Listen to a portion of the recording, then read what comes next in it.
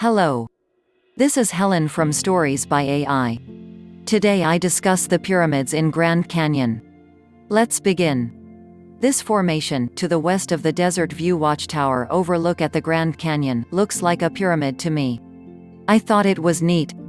The sky over this area is restricted airspace. The area surrounding this pyramid and cave on the ground is illegal and treacherous to navigate, and all official reports about this from the Smithsonian and elsewhere have been censored, modified, nullified, or retracted. Instead of thus riding in dust with the crowd, more will be gained by going quietly afoot along the rim at different times of day and night, free to observe the vegetation, the fossils in the rocks, the seams beneath overhanging ledges once inhabited by Indians, and to watch the stupendous scenery in the changing lights and shadows, clouds, showers, and storms. It was almost 4 by the time I left, and I felt reaching the south rim by 8 p.m. was a reasonable goal, with about 7 miles and 5,000 of climbing ahead of me.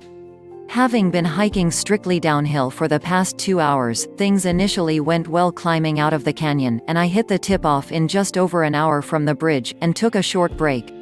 Andrews believes that the cave is in a deep river gorge, known as Marble Canyon, which is accessible by either arriving there in a boat or float trip, or on foot from the rim of the Little Colorado River Gorge, on the Navajo Reservation.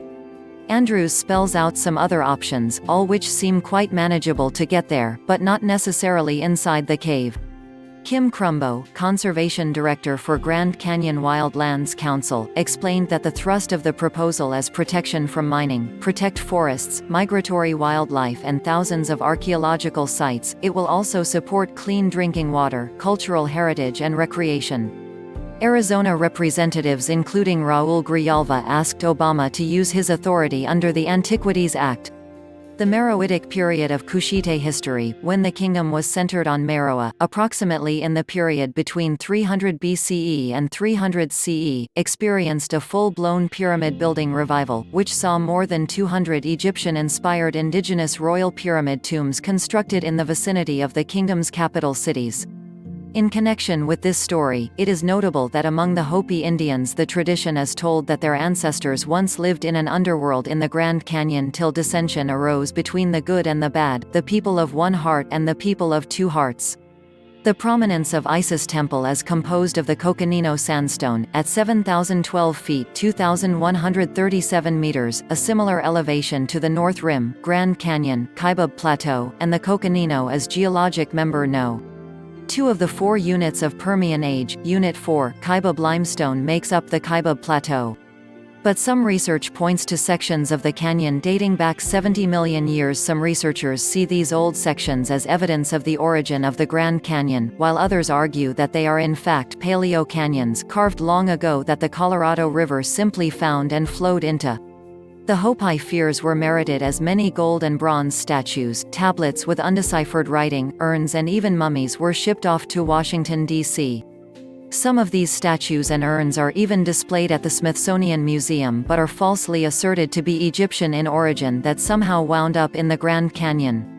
The South Kaibab Trail tends to be icy for the upper 200 this time of year, but warm weather the week before melted the majority of the ice, with the remaining layer covered in a mix of dust and pack mule shit. Not exactly pleasant, but at least providing some traction. And so an astrologer friend of Drunvalo's took the drawing of this wheel, including the diagram of the golden mean spiral and rectangle, the pyramid placements, and the nearby structure that disappeared along with the pillars, and superimposed it over the North Pole. In April of 1909, the Arizona Gazette published a mildly amusing hoax about a Tibetan-style underground civilization found in the Grand Canyon, much like dozens of other hoaxes of its era, such as the 1885 Moberly, Lost City hoax. The characters in the story never existed, and there is no evidence whatsoever that the cave in question ever existed. Thank you for watching Stories by AI. Please like and subscribe. Goodbye.